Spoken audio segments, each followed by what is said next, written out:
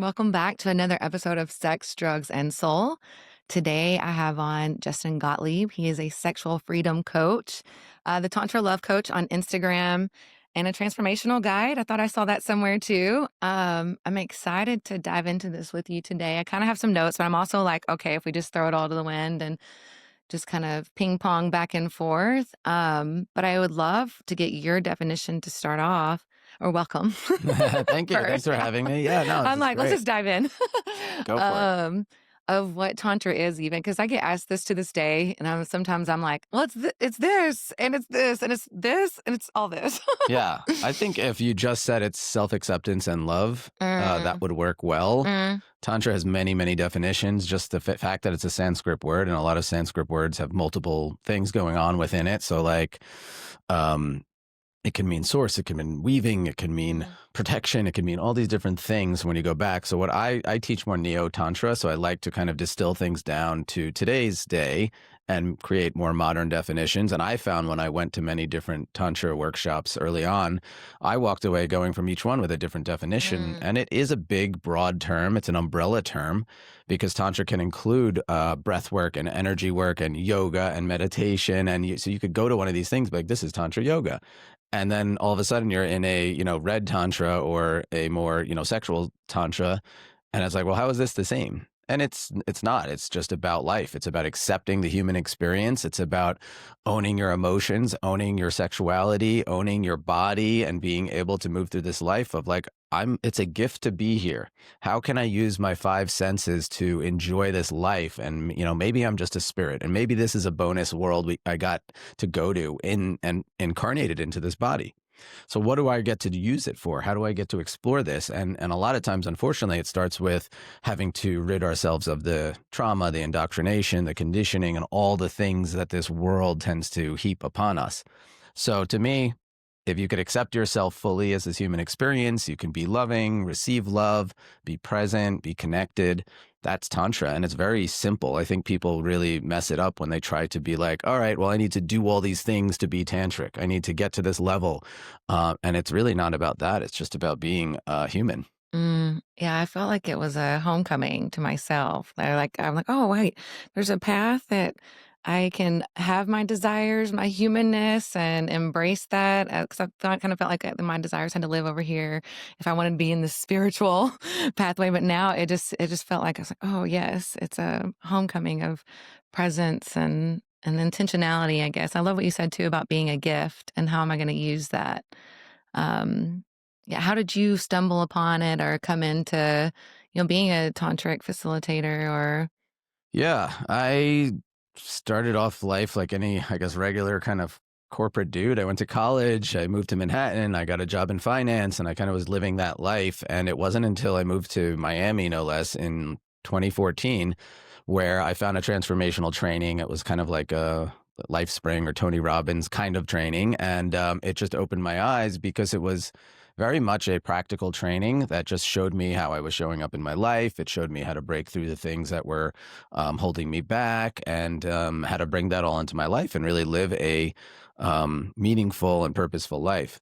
So when that happened, it also had a lot of spiritual undertones in the teachings. And all of a sudden, going from someone who's like very corporate and kind of like, yeah, I don't know about this spiritual stuff and energy and all that, it's kind of seems like BS to me. I started to be like, maybe there's something to this. And then next thing I know, I'm doing breath work and I'm crying and my hands are tightening up and I'm like, oh my God, what's going on? It feels like I'm on drugs and why am I crying? And I was not. I was nothing. I was just breathing. And that started to make me crack a little more, and all the hardening of like being a man and being corporate and having to goal oriented started to fade. And then it was like, well, what are my gifts? What do I really enjoy in this world? And like, I was always researching sexuality. I was always trying to be a better lover, even from like a teenage years. And I also really enjoyed giving. Like I enjoyed having, a woman over and just saying, here's my body, like, have fun. You want to give me pleasure? Great. Like, I'm not used to this. Usually the guy's just taking from me, taking.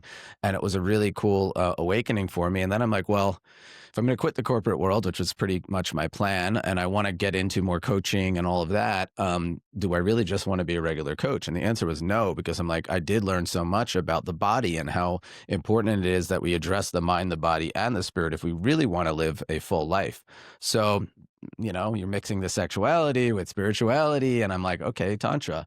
And then I had to go through a whole process of being like, can I actually do that? Can I be that Mm, guy? Like, am I going to put myself out there like that? Like, no one in my family and really in my world back then was spiritual, let alone understanding of like sex work and that kind of thing. And it took me a while to even like say that I was doing sex work. So that kind of opened up all this challenges as well as opportunities. And then one day I just said, okay, I'm going to quit my job and I'm going to travel the world for a year. I'm going to do my Tantra trainings and learn from as many different people as I can. I was very adamant about not just following someone else's path or mm, one school, and I wanted to make it my own. And then I was fortunate enough to have experience now in the spiritual world, in the corporate world, and be able to say, well, what's missing here is there's no really grounded, very mm. clear and concise tantra trainings where also it might be a little more high end. And I kind of started to fill that gap there.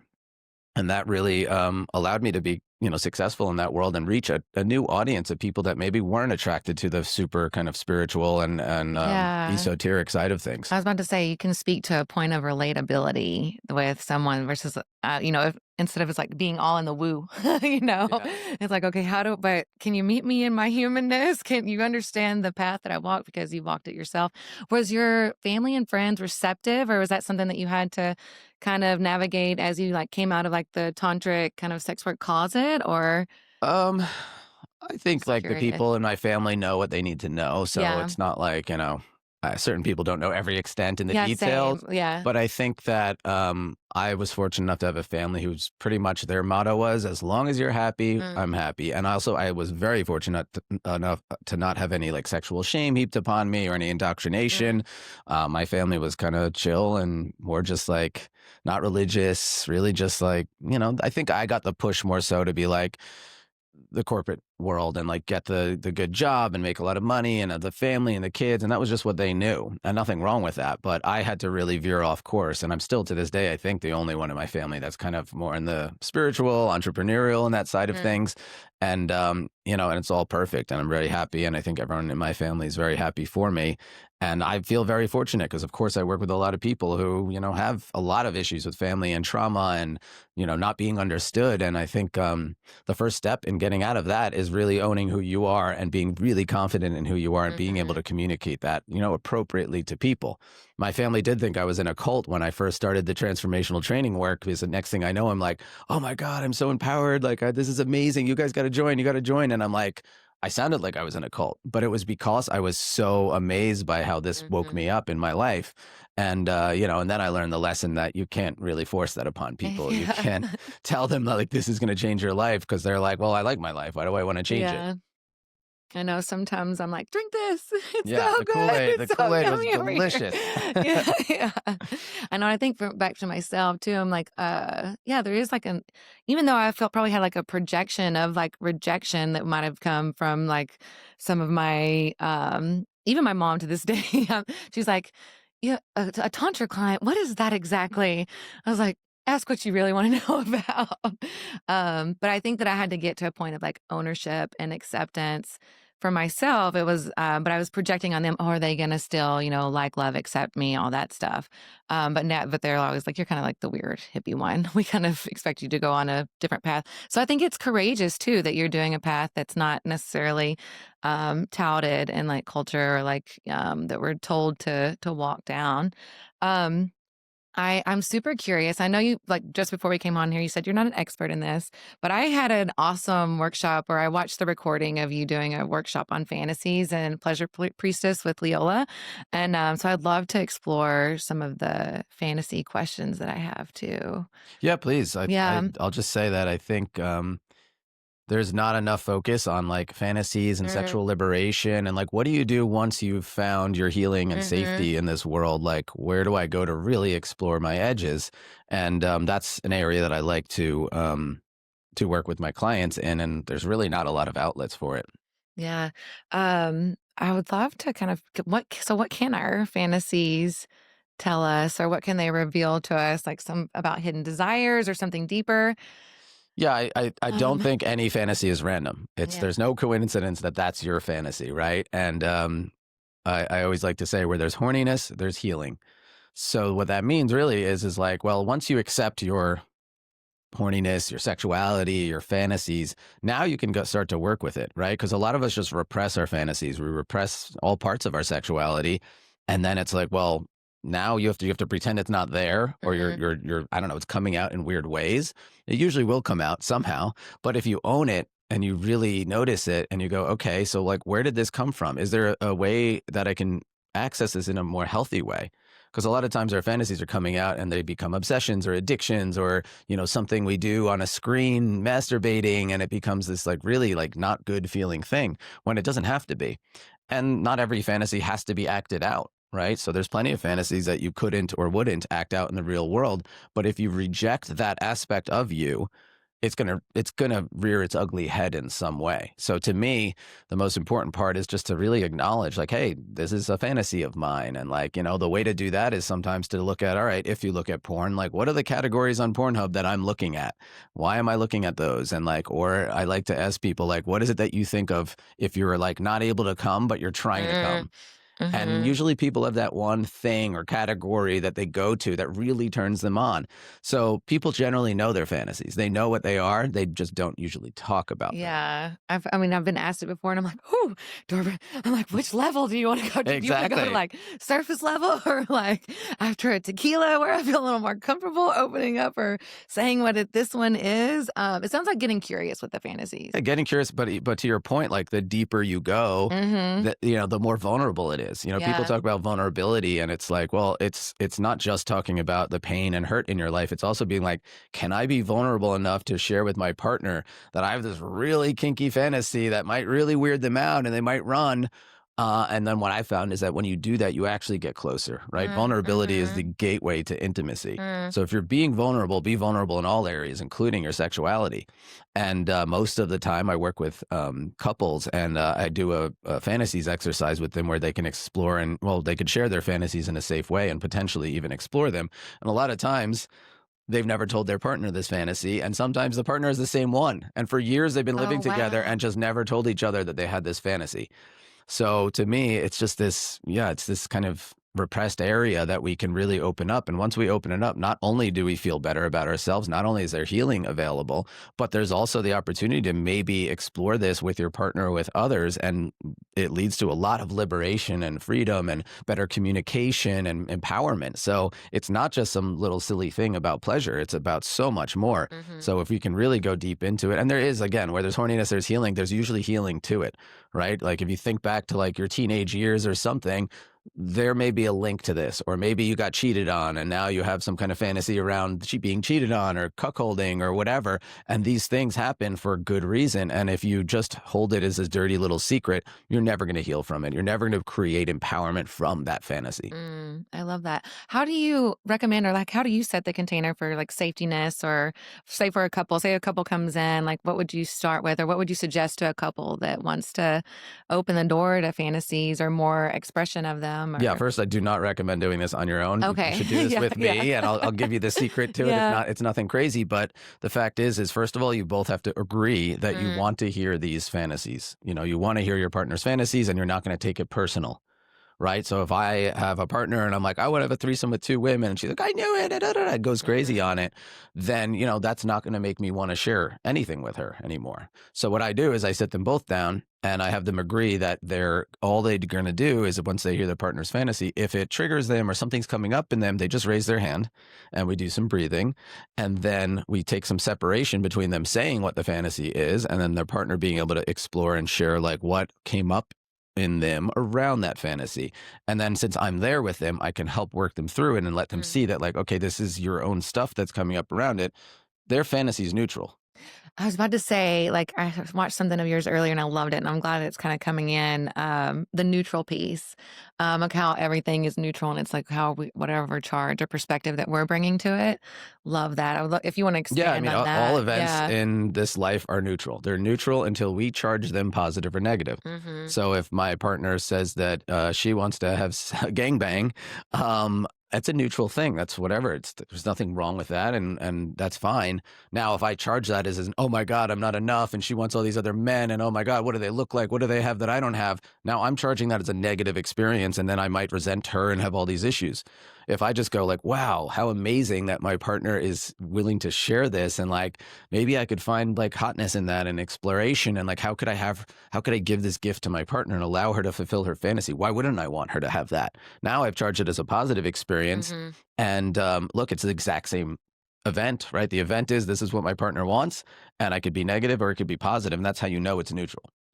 Yeah, I love that piece. Like, because I feel like we're always bringing in like everything through our belief window or perspectives, and it's a good reminder. It was a good reminder for me. Like I watched when I watched that other episode of yours, because I was like in traffic. I was like, okay, I can either be really disgruntled on this drive, or I can put on this new song that I'm jamming out on repeat and like just have that experience of it. Traffic's a great example Yeah. because, like, you could literally use that time to call your grandma or someone you Yeah. haven't Oh, spoken to in yeah. a while and be like, "Wow, like, what a great opportunity I just had." Or you could be slamming on your horn or doing crazy stuff that they do in Miami, getting out of the Yeah. car. So, that's your You gotta life, hear and, they're packing. yeah, exactly. Yeah. And I'm like, we're making up stories all day long. We are Mhm. story making machines as Mm, human beings. And the question is are we making up stories that serve us, or are we making up stories that really enslave us? mm. Yeah, if we could ask ourselves that question. Okay, so I'm curious too, like, is there any fantasies that you've seen people bring and that have had like a big like transformation or deeper awareness gained or that it's transpired in their lives kind of from the bedroom and it's trickled outward to like their day-to-day life or I mean, it doesn't. It's not even fantasy specific, but I could Mhm. say that like there's a lot of fantasies that you might be surprised are pretty common. Like there's a Mm, lot of fantasies where men want to see their woman with another man yeah. in a safe way, Mm-hmm. and I think there's a lot of things that are really hot about that, that could be really healing about that, and I do find that like those men really really care about their partner, unless it's their fantasy and they really get off on it and she doesn't really care for it, right? So Mm-hmm. now then it becomes something else.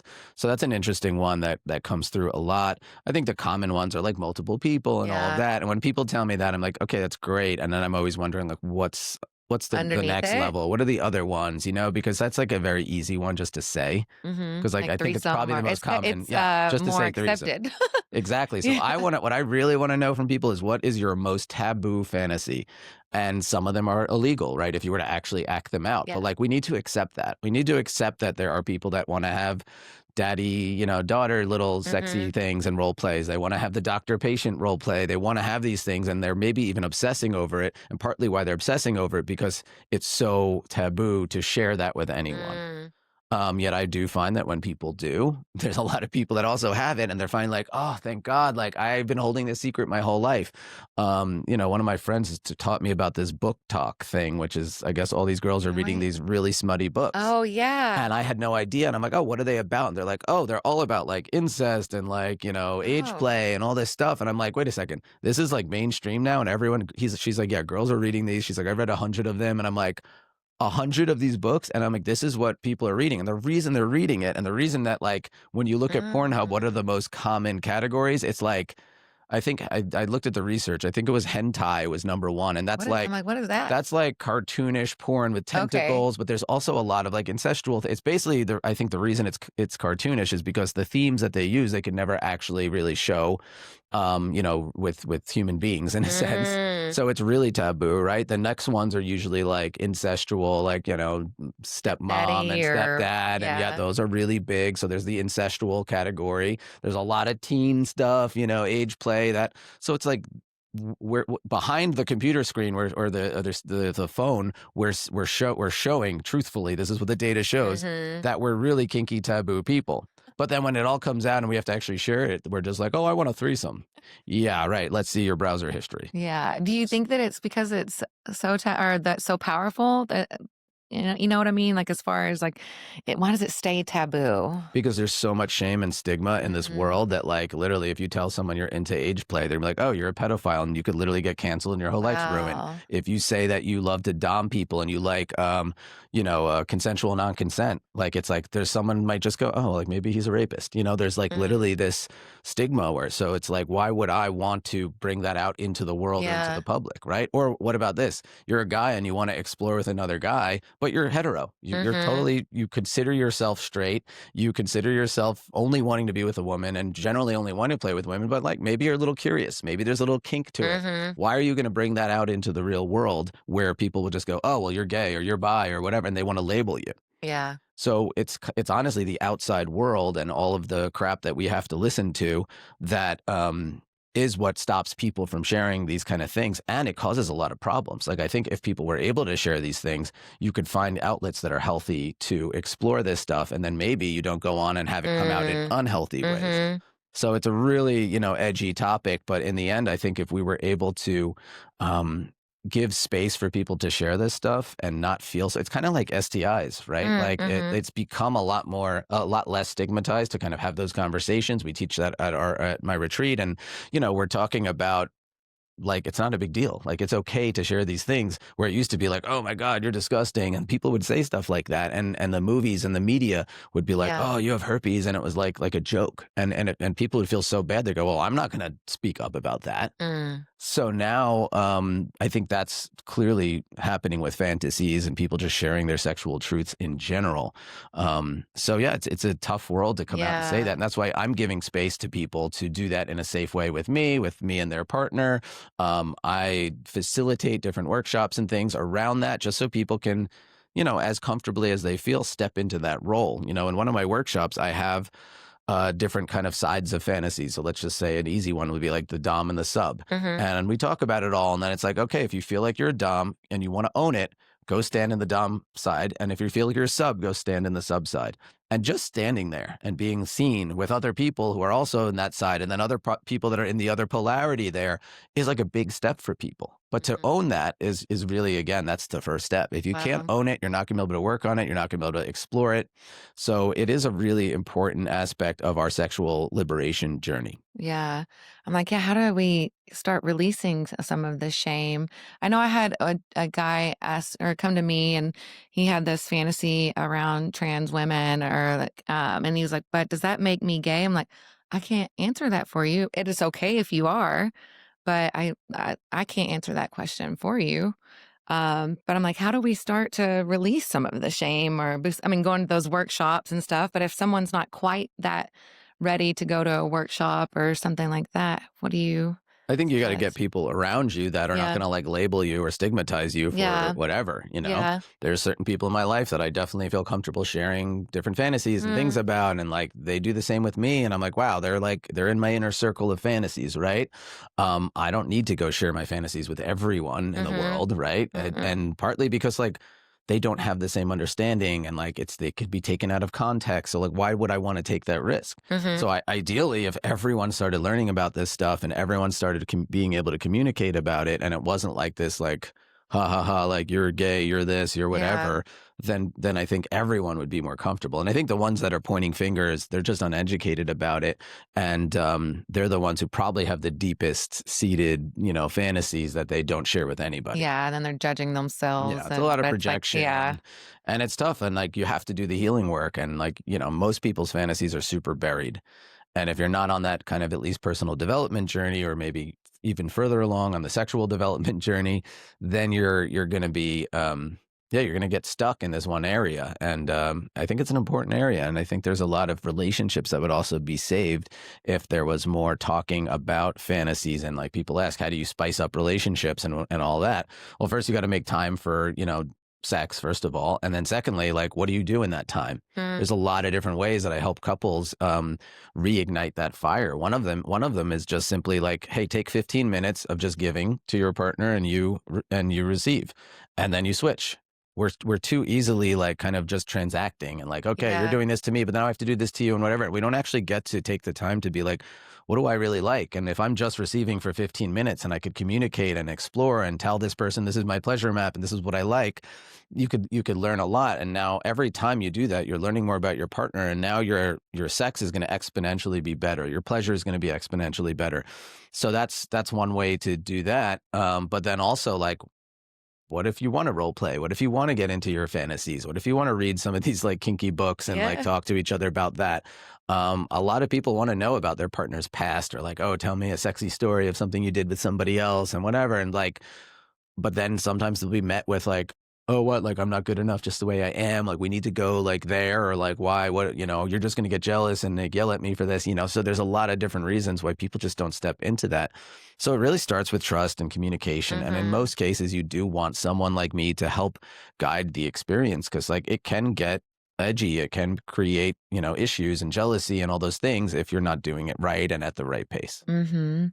Yeah, it sounds like, prioritizing it, prioritizing the relationship. I heard someone say the other day, they're like, "Scheduling sex or that intentional time is sexy." It's like, 'cause what else we put everything on our calendars these days, so why not put our partner and dedicate some time to that? You mentioned jealousy. Yeah, I'm curious, about that, like, how to navigate for someone if jealousy is coming up and Yeah, I mean, for the record, I get jealous. Like, I, Oh, I don't, I yeah, I don't have think there's like, too. yeah, there's no like way that you I just don't think like it's rational you don't evolve to a sometimes. point where you don't Yeah, get jealous. yeah. And this is part of like my definition of tantra around acceptance, is accepting all emotions of this human Mm, experience. So if you only accept the good emotions like happiness and, joy and all these other things, but you mm, repress the rest, you're going to turn into a monster. It's going to happen, right? So we need to accept our sadness. We need to accept our anger. We need to accept jealousy as this thing that's part of this experience. And once we accept it, we can work with it. If we don't accept it or we don't acknowledge it, then that's when we punch a wall. That's when we go do something that ruins our relationship. mm, So to be able to accept this emotion, accept jealousy, then we can like take a breath when we're feeling it. We know what it is like, right? And sometimes it feels like your whole world is ending. And in reality, it's very rarely is it, right? Like your partner's going to talk to some guy and you can see she's being a little flirty, and it's like, okay, all right, I have a great relationship with my partner. She loves me. I'm been a great person for her. Like, even if she was interested in this guy, I don't think she would just like go leave me right now. And all these things can go through, and you could have a conscious conversation with yourself and also realize, again, you're making up a story. So if you're going to make up a story, make up one that works for you. And then also like, don't let it be this like hidden thing. You can speak to your partner and to say, hey, I just want to let you know, I like got a little jealous. It was interesting. I felt a little jealousy come up when you're talking to that guy. And she might be like, "Oh my God, like that's so cute. Like, thank you for telling me. Like, why do you think that is? Like, just so you know, I would never like do anything outside of the agreements of our relationship." There's reassurance available. There's so many different ways that mhm, we can work with that. And it also could be like, wow, because of that, I noticed I have this insecurity, or I noticed that this touched on something that happened when I was a teenager. And now you can really talk about it. And man, that really brings relationships closer. So the opportunity to make a neutral experience mhm. or event into something positive is there, or you could totally destroy your relationship, and this Yeah, this your partner could be like, wow, you're like a jealous narcissist, and yeah. now you're a psychotic, and I can't be with you now. That is literally like in the blink of an eye. That's how Mm. relationships can end or get better. Wow, yeah, it sounds like an opportunity to definitely deepen the connection. Yeah, but are people conscious enough and Not present enough always, to do yeah, that? And like, no, and I'm gonna say it's not easy. Like it yeah. happens to all of us.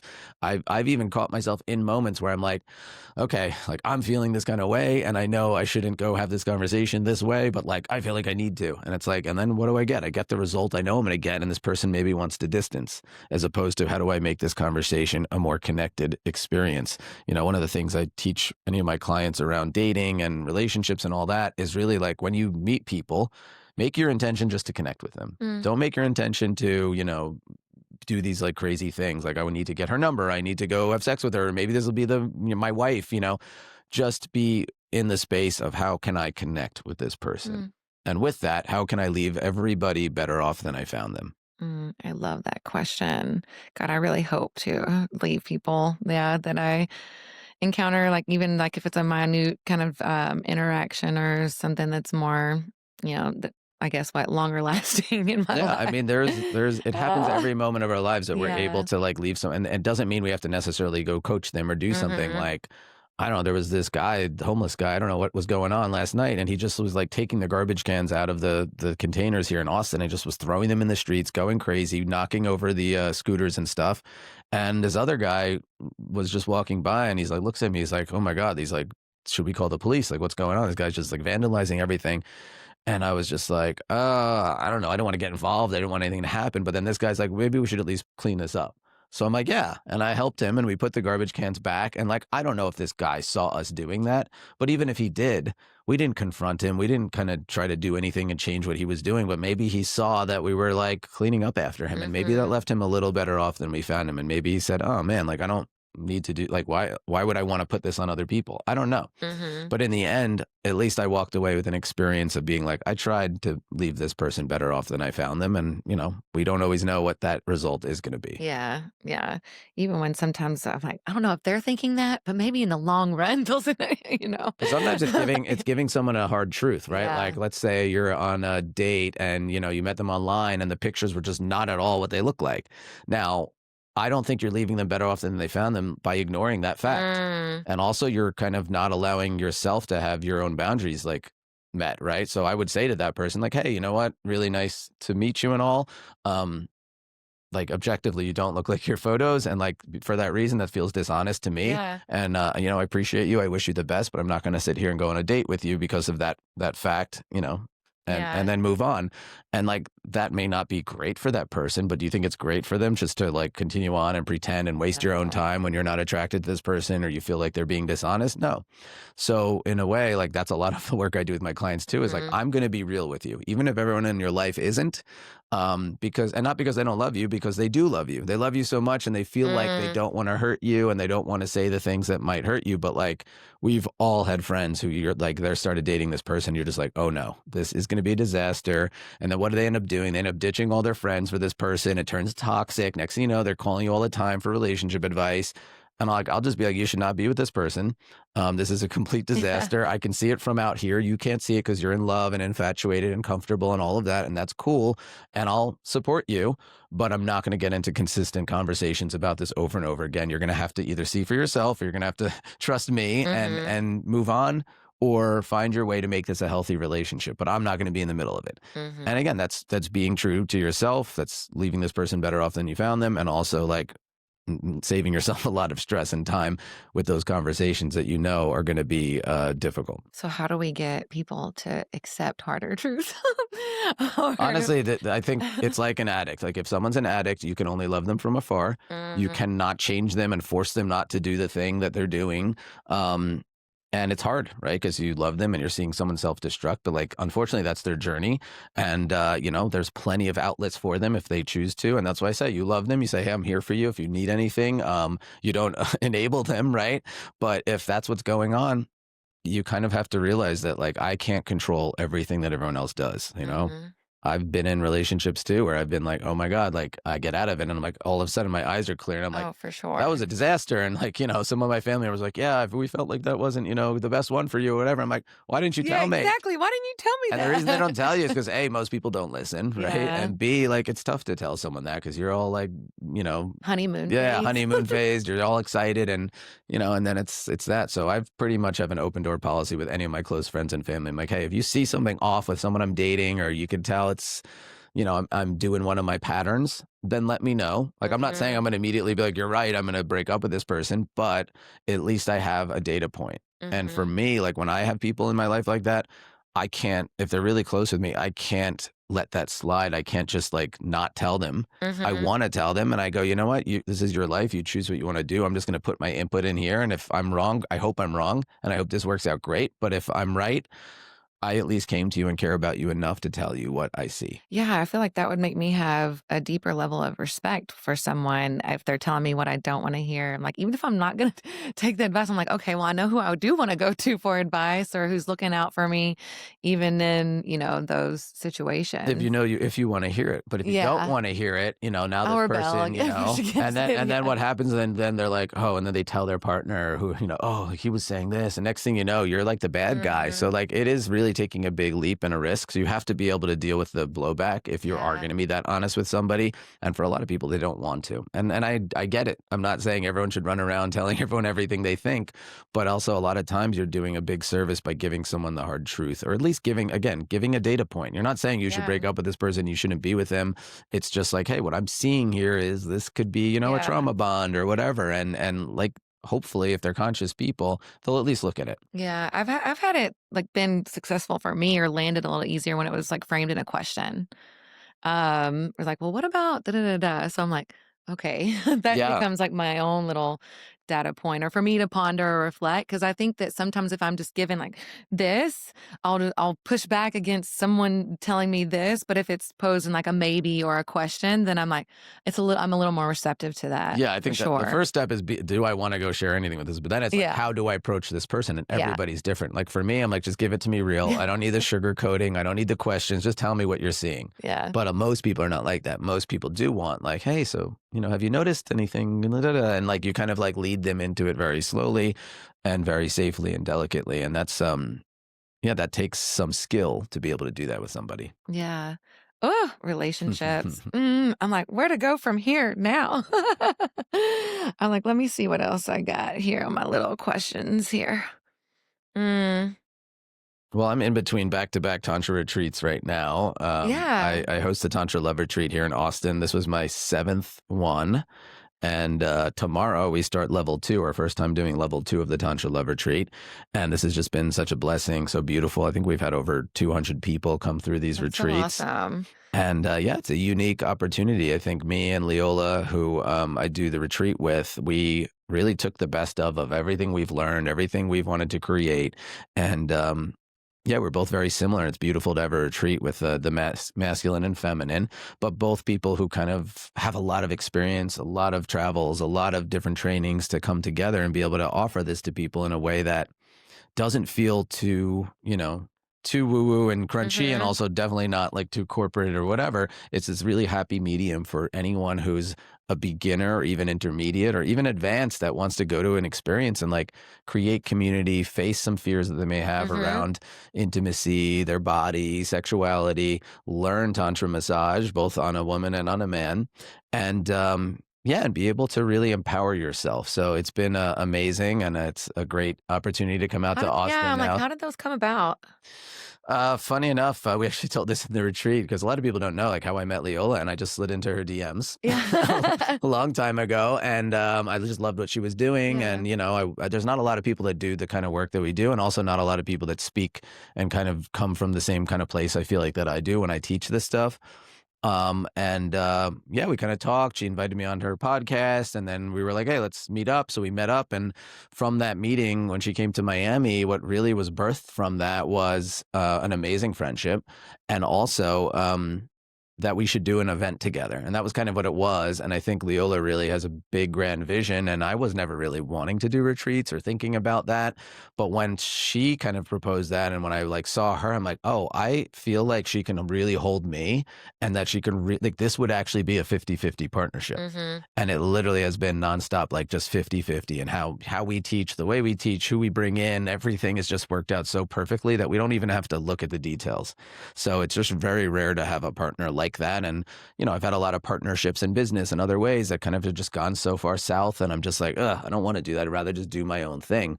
So that like, rebel leader mentality comes in. And then, sometimes you end up doing nothing. So it is really important to reach out to people that are maybe in your field or people that Mhm. maybe you could partner with and just see what happens. Just meet, just talk and see where that goes. And now, the impact we've had with this retreat has a huge butterfly effect around the world. So we're very happy and feel very grateful for the success, for all the people that have come through.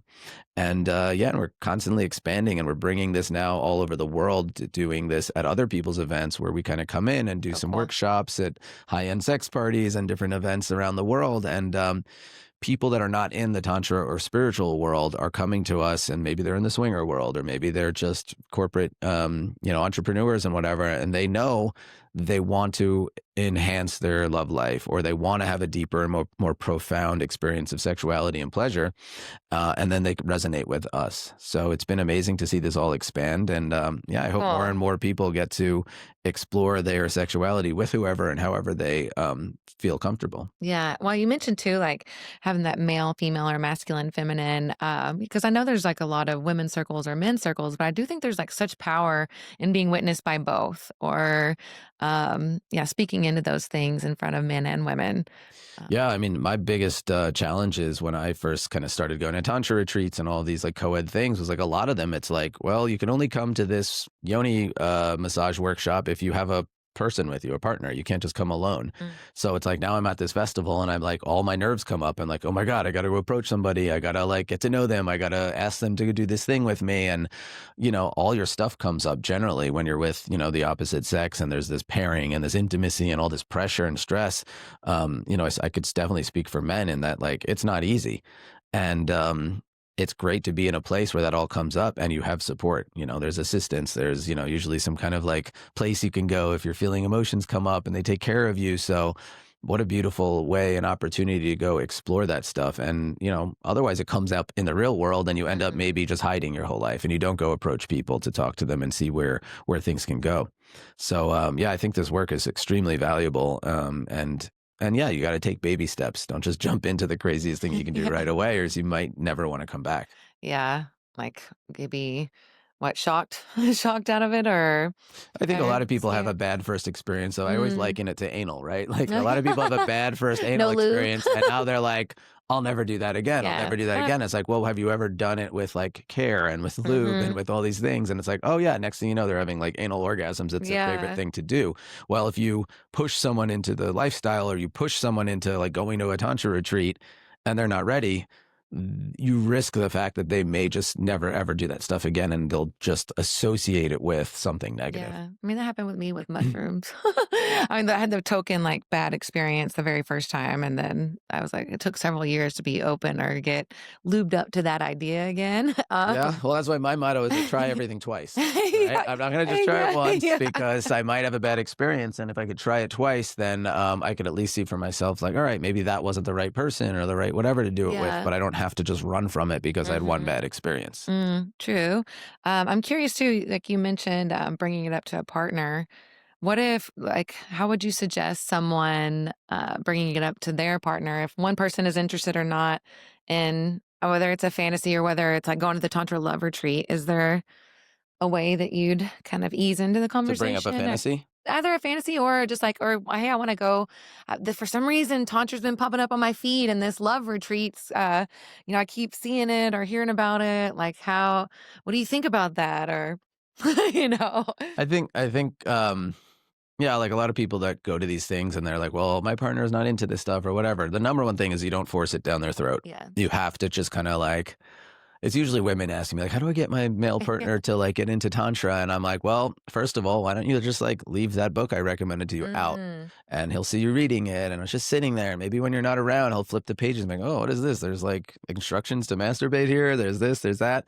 And then maybe, you just start to get more juicy in your life, and you really be it. You be tantric in your life. mhm, And he'll notice a difference, and he'll be like, ooh, whatever this is going on, I like it, right? And he'll like it in you. And then maybe if he's ready, then he'll start to ask some questions and want to like join in some ways. It was really beautiful. At our last retreat, though, we had a lot of women that came that have husbands that were just like, hey, you know what? This would be great for you. Why don't you go and do it on your mm, own and have a good time? And like one of the women came up after, she's like, my husband's going to love this. I'm definitely going to bring him to the next one. I want to do this with him and whatever. And it's really nice when you give your partner the freedom to like mhm, explore the things they want to explore, without that kind of fear that a lot of people have. It's like, oh my God, we don't have to like all the exact same things. mhm, And sometimes maybe they're not that into it. And maybe there's other ways that they can explore it that isn't necessarily going to a tantra retreat. That might be too much. But I think it's really about your beingness rather than trying to do things. It's like when my family thought I was in a cult. I just kept trying to enroll them to come to this training. You got to come. You got to come. And I mean, my mom did go. My brother and my dad did not. And my mom did go. And like she got some stuff out of it, but none of it stuck. And at one point, like down the line, she was like, "Oh well, I just did that for you." mm, And I'm like, "Oh my God, that's such a mom thing to say." First of all, but also like you if you're doing something for someone else, it's not really going to Yeah. hit you. It's not going to be absorbed. It's not going to shift your life. And maybe that's the only shot that you have for them to do it. And, my mom hasn't really done anything like that again. And maybe that's why. Maybe if I Mm, just showed everyone how I shifted in what ways and and I'm more, loving, I'm more caring, I'm more mhm. considerate, whatever, then they would take that on themselves. Kinda, like, magnetize that, curiosity Exactly. by the being. Yeah, I love that.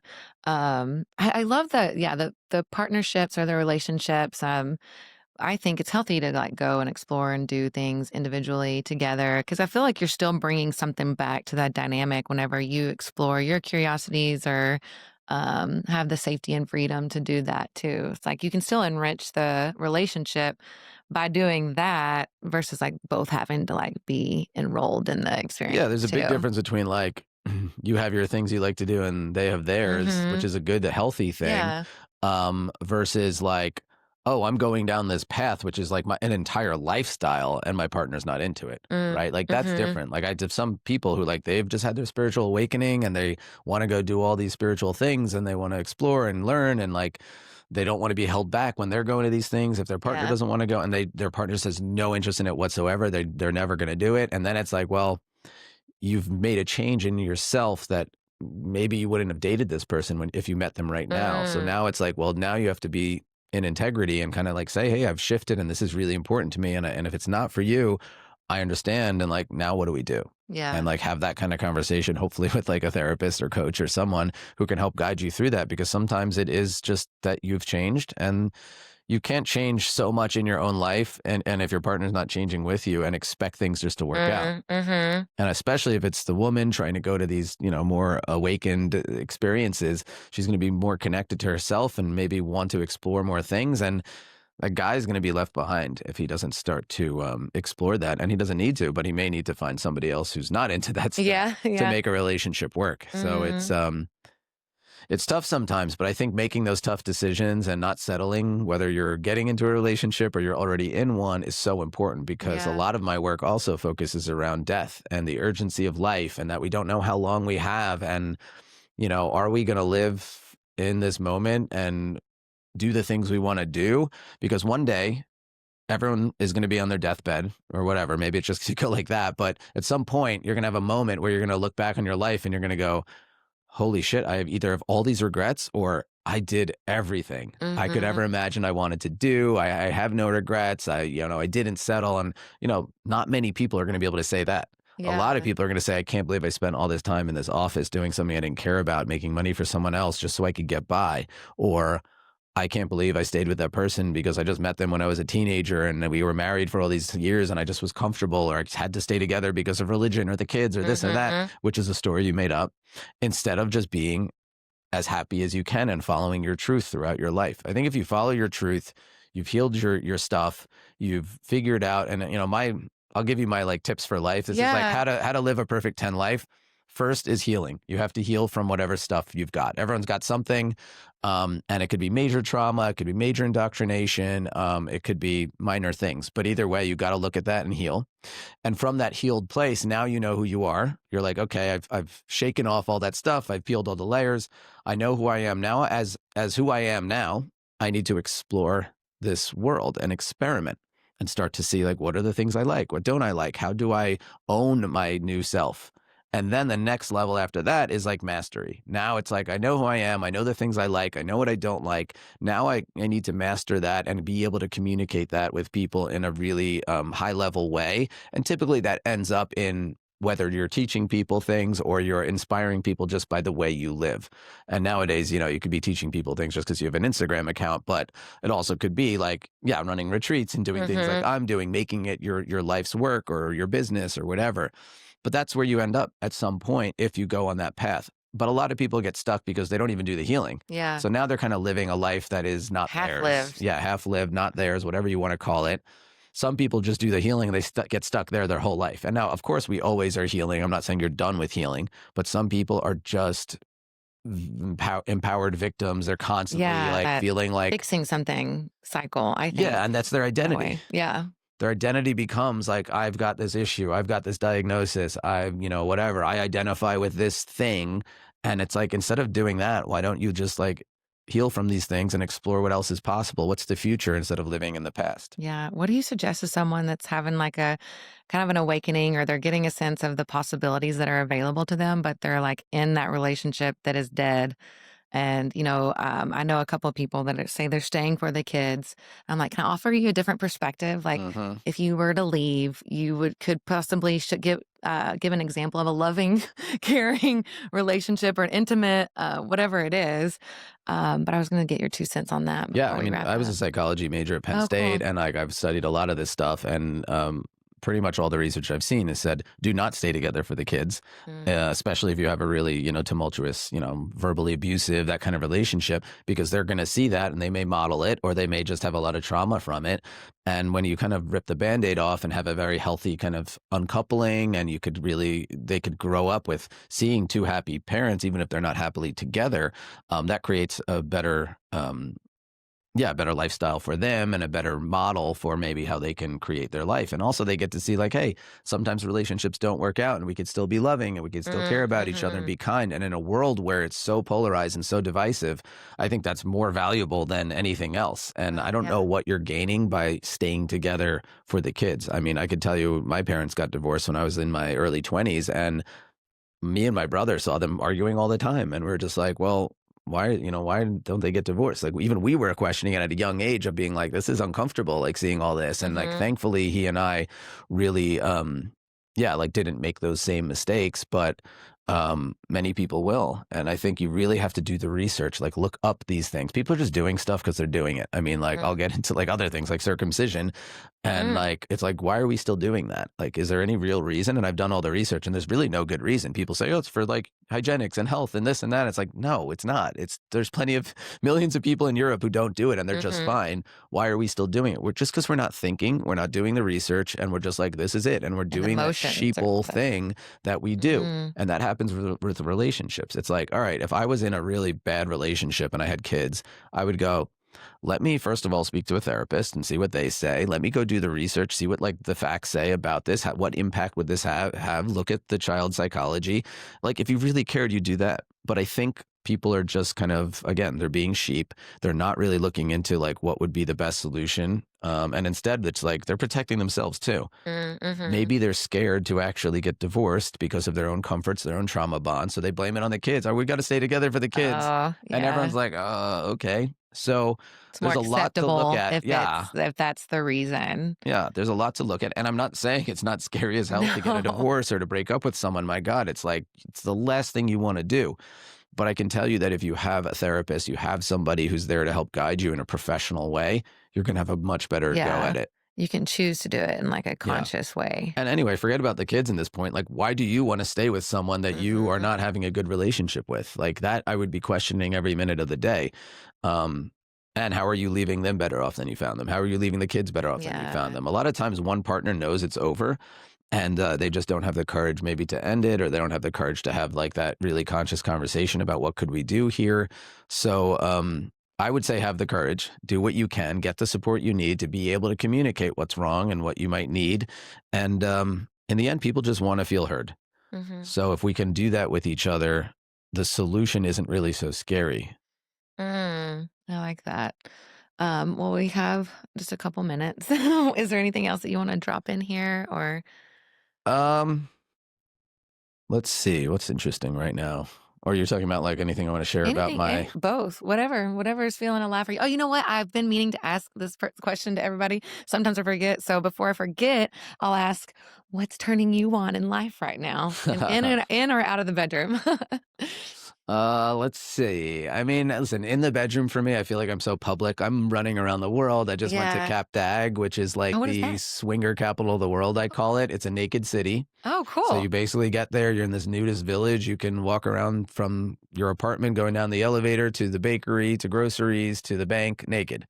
I'm like, what's the city called So again? Cap Dag, Okay. and it's in the south of France. Okay. And yeah, it's kind of like this incredible free place. And yeah, there happens to be a lot of like sexuality allowed in certain areas. And there's a nude part of the beach that's more nudist. And there's like a place of the beach where people can just have sex and everything.